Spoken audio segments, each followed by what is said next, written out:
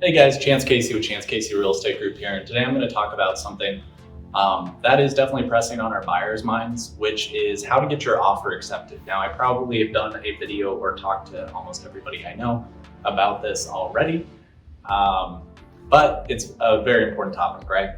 So if you're trying to get your offer accepted in today's market, it is still a competitive market. There are still, buyers that are bidding over asking price, putting certain terms that the seller is needing in order to feel comfortable enough to put their home under contract so that they'll sell it.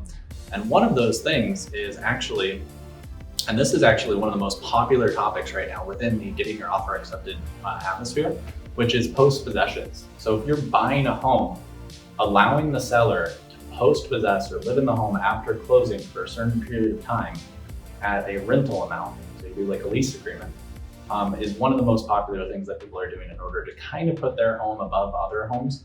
It allows the seller or the current owner to actually live there for a time period and find another house, or line up, like if they already had an existing, like for mine actually, I sold mine and I needed like an extra week from the time that it closed in order to move into my new building. I had gotten done, I just wanted some time to move into it and stuff. But for most people, it's like, hey, they have to find a totally different house and they're going to go through the same thing that you're going through right now, and it's probably taking you a little bit of time. So like keeping that in mind and that consideration is something that will actually put you ahead of a lot of other people. Now, number two is price.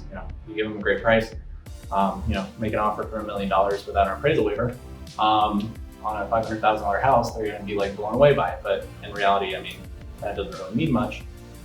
Because if it gets appraised, it's just going to come out at 500 anyways, because that's what it's worth. And so appraisal waivers are something that you can do to basically make your offer stand out, because you're agreeing to actually give them the amount that you're putting on a piece of paper. And so like if you were to go for that 500K house, say, hey, I'll pay 510 for it, right? And I'll pay the difference on the appraisal. If it came out for lower, so it came out at 500, you're paying the $10,000 difference. Now, obviously, you don't want to be in a situation where you're overpaying for a house in today's market, right? You never want to be in that position. I think only like one or two or maybe like three of our clients in like the last 2 or 3 years have done appraisal waivers where they actually had to pay money. Like you can do it at 510, and then if the home appraises at 510, you're good. But that's something to keep into consideration as well. That's like number two. Number three would probably be making it personal, right?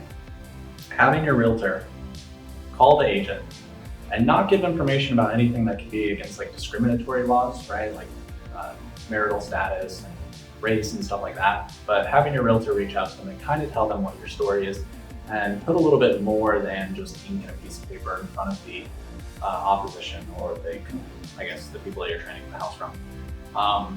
So having some type of, we're not really allowed to do love letters, especially if they're discriminatory information in there. And so typically that stuff you want to handle on the phone and have your realtor actually just contact the agent and negotiate on your behalf. Negotiations are like 95% of why people get houses, because more often than not, I'll call an agent and they'll say to me, you're the only agent that's called me.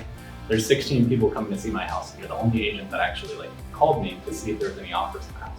I'm like, wow, that's really crazy. Actually, so crazy, the fact that it's insanity. Why would you even go and take a client to the house that you haven't actually pre-qualified the house and made sure that it would even work for them? I'm not going to go to a house that's the current bid's $1 million if it's at 500. So people are waiving their appraisal because it's not going to be worth my client's time to go do it. But if I go and I'm like, oh, okay, they're bidding 510, well, then me and my client can make the necessary adjustments to either win on that house or not go for it, right? Not waste your time with writing out documents. So other than that, giving the closing time that the seller wants to have. If the seller specifically wants to close on a certain date and time, being a buyer that is flexible might help you get that home over other people.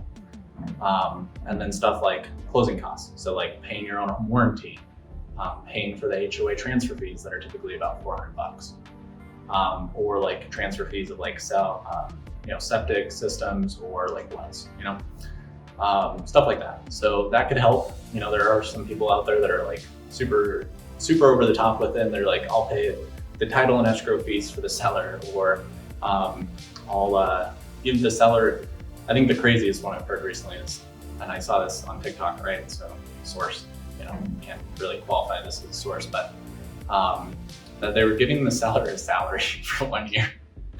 And I thought to myself, well, that's the stupidest thing that anybody's ever done on purchasing a home. But I guess if it works, right? So there's things that you can do, but I don't always recommend them. So that being said, as far as just other things that you can do, a lot of it comes down to just having your realtor know what they're doing, have the expertise, have gone through the motions a few times. If you're working with a realtor that this is their first transaction, especially in this market, you're gonna have a bad time. If you're working with a realtor where they've done this a couple hundred times, right, like myself, you're gonna be in a better position.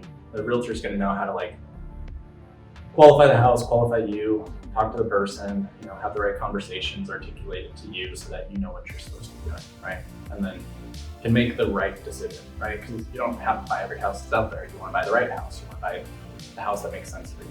So anyways, call me if you need anything. Chance Casey, 602-525-5502. Have a great rest of your day.